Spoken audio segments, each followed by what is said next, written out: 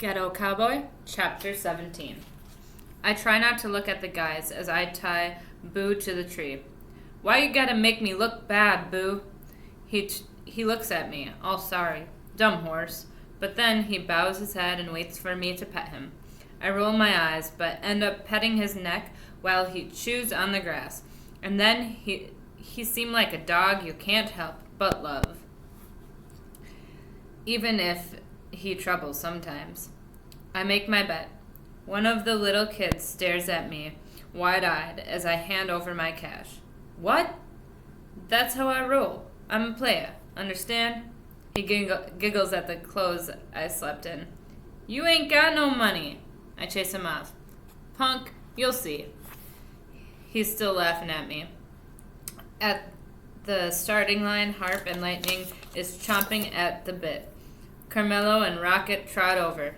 I can see the horses don't like each other neither, nipping at each other like a couple of pit bulls looking for a fight. Bad blood. An older woman with a fake blonde wig walks out with a red bandana in her hand. The guys all whistle, and she makes a face like, "Ain't I pretty?" even though she ain't really. She gets to a spot about 20 feet in front of the horses, but off to the side. Ready? She waves the flag around. I'm always ready, honey, someone shouts out to laughs. Set? Harp and Carmelo line up their horses like they struggling to hold them back. Go! Rocket bolts, but Lightning seem to be stuck in neutral, like there's an invisible wall in front of him. Harper don't panic, though. After a beat, he yells, and Lightning, well, it's like he explodes out of there. He takes off, and the ground is shaking, and he goes after Rocket. I can't believe my eyes, but somehow Lightning is catching up to him. The guys is going crazy, yelling and climbing over each other. Even I'm jumping up and down. Finally, Lightning and Rocket is running side by side, and I swear I see Harper look over and nod like, see you later, and he shoots past Carmelo.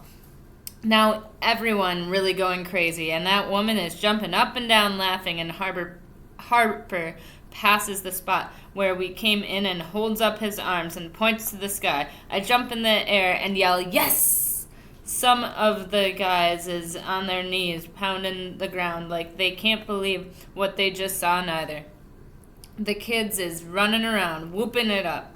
Jamaica Bob yells out, the champ is back!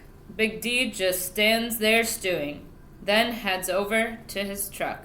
Money changes hands, and the one who bet on Harp is really happy. Now that was a race, I hear Tex say. Just like the old days. I see Harper trotting back, sitting up in the saddle and all smiles. Carmelo's still down at the other end, looking away from us like he trying to figure out what happened. Bob hands me a $20 bill. Looks like you made a good bet, he says. Everyone rushes around Harper as he gets off Lightning and pats him on the back. Now that's how it's done, he says all proud. Where's Big D? Bob points to the truck where Big D is sitting behind his shades. Harp nods, and D nods back. He don't look too happy. Someone turns up the music. It's that song Celebration, and the guys start dancing and screaming for Big D's benefit. Celebrate good times, come on. Even I get into it. Big D just shakes his big head. When Carmelo rides up to his truck, they have a few words, and they don't look like good ones. The song ends, and the woman hands Harper a Coke. He gulps it down, then says, Victory sure do taste sweet. I go up to him and hold out the 20. What's that for? He asks. That's my winnings. I kind of borrowed it yesterday. He don't seem to mind. Keep it. I got my own winnings coming. Jamaica Bob slaps Harp on the back and hands him a small stack of bills. To the victor go the spoils. Harper grins and pockets the cash without counting it. Your old man ain't so old now, is he? Bob asks me. Looking at Harp all happy, he do seem younger. Bob takes the hat off my head and plops it back on Harper. Your daddy's a legend around here. Nobody's won more races, even though he only races a few times a year these days. Harp acts all modest. Well, maybe I'll come out of retirement for this kind of cash. He sees Carmelo, but before he heads over, he leans down toward me. You know, if you stick around, you might learn a thing or two. You could follow in my footsteps, be a racer. I look at all the love he gettin' and think that might be all right, but I just not. I watch him go up to Carmelo and expect to see him put that punk in his place, but instead he says something quiet and they hug. Word must have got out, because on the way home we run into a block party, and it seemed like everyone's on the street or hanging out their windows saying nice things to him. I can see it makes Harper feel good to be out among the people, treating him like a real neighborhood hero or something. He gets held up by some friends, but nobody seemed to notice me so much, mostly 'cause he don't introduce me. I end up waiting around for him, and even though some lady gives me a drink to pass the time with, I don't know nobody here. So I want to leave.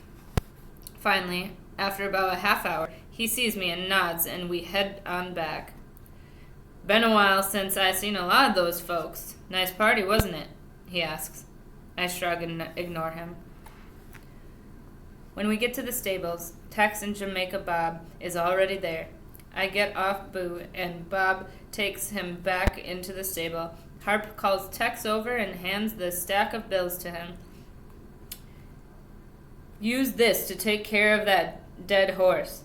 The meat vendors won't take him now, but see that his body is disposed of proper like. Tex glances at the money. But this is your winnings, son. Yup. And we can't afford to have a dead horse around here, can we? Mrs. Elders can't afford to do nothing, so there it is. Tex wanders off, counting the cash. Too bad. Could have bought some nice feed with this. Harp looks down at me, then holds out his hand. What? I say. I think he wants to shake me, but all he says is, You hungry? I gotta admit I am. Maybe. Well, come on then. I put out my hand, and he grabs it and swings me up onto lightning like we in a rodeo. I don't know how he did that, but he nods like it ain't no big thing. Hold on, he says. He puts my arms around him as we trot back out onto the street. I can feel the warmth from his back, and then I realize this is the first time I ever hugged my daddy.